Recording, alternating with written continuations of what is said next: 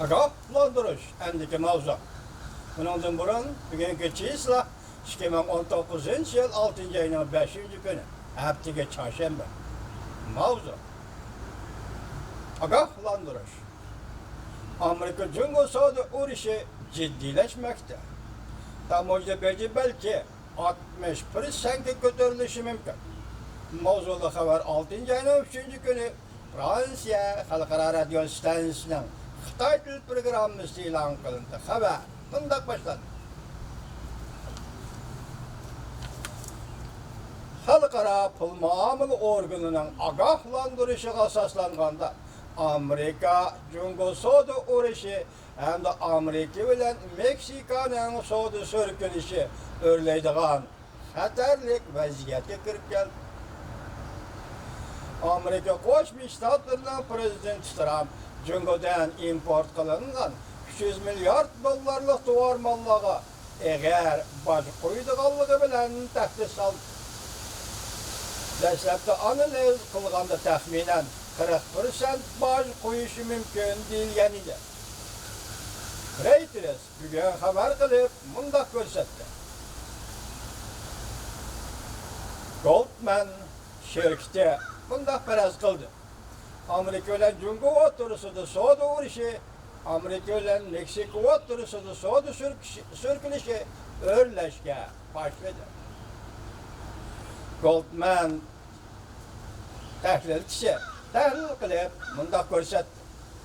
Amerika Cumhurdan import qilingan 300 milliard dollarlik tovar mallarga 60% atrofida boj qo'ydi. Burunqidek 40% atrofida emas. Amerika Cumhurdan import qilingan tovar mallarga 60% atrofida boj qo'ydi. Nima deymiz? Alash sharqi Xitoyda. Goldman şirketining tahlilchisi dushanba kashda e'lon qilgan dokladida bunday ko'rsatdi. Cumhurning so'z iboralari borg'ansiri keskinlashdi. Ko'pchilikka ikki tarafning vaziyati qaraganda texmi o'rlaydi. Jumladan tamoyda beja qo'yish va g'ayri tamoyda beja tadbirlari o'rtaga chiqdi. Savdo urushi kun sayin keskinlashdi. Cumhur hatto qo'l soldi mavzuli xabar 6. ayning 1. kuni Dunyo axborot to'g'ri e'lon qilindi. Xabar bunday boshlandi. O yangi mavzu. Amerika Cumhur savdo urushi keskinlashdi. Cumhur savdo ministerligi 5. ayning 31. kuni shayishlik bo'lmagan shirkatlarni aniqlab Amerika qarshi turishni e'lon qilgandan keyin Cumhur Davlat Mahkemesi axborot ishxonasi Beijing vaqti 6. ayning 2. kuni atgan soat 10da Amerika Cumhur savdo sürkülüşü doğrusida Cumhurning maydonini ko'rsatadigan Aqtoshli kitob e'lon qildi. Tashqi dunyo bu Aqtoshli kitobni yaqindan beri savdo urushining taraqqiyotiga Cumhurning ifoda bildirishi deb atadi.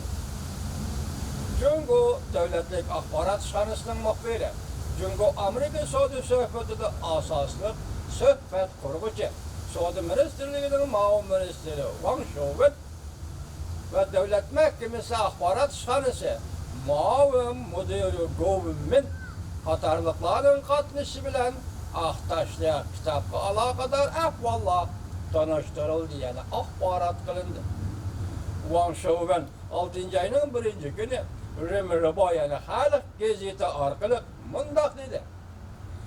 Amerikaning savdo zo'migarlik harakatlari oldida Cumhur hargiz yo'l qo'ymaydi. Biz o'tgan yuqoridagi leksiyalarimizda bundan 30 yil burun Cumhur boshlab bo'lganida savdo urushini dedi. Chunki savdo urushini Cumhurning boshlashi biri o'zi kirib qatnashgan Dunyo savdo tashkilotining nizomnomalarini ijro qilmadi. Demak, bu savdo urushining boshlanishidir. Cumhur boshlagan bo'ldi. Ikkinchisi, sen shunday qilg'iliq turug'liq, ya'ni Amerikani aldab turug'liq, Amerikaning ko'zini bo'yab turug'liq. Steve Bannonning so'zi bilan aytganda 5 yilda 10 trillion dollarni elib ketgan turug'liq. Bugun sening bug'doy kimdir tutib oldi Amerika. Endi bulara qaytir da olsa Amerika, bu yerda savdo urushini boshlagan kishi Amerika bo'ladimi yoki sen Jungomi? Sen bu yerda yo'l qo'ymaydigan narsa yana nima? Men aldamchilik qilatdim Amerika, yomon chog'da chiqib qoldim. Men hargiz yo'l qo'ymayman. Men davomli aldamchilik qilaman demoqchiman. Bunaqa dunyo bir nima deydi.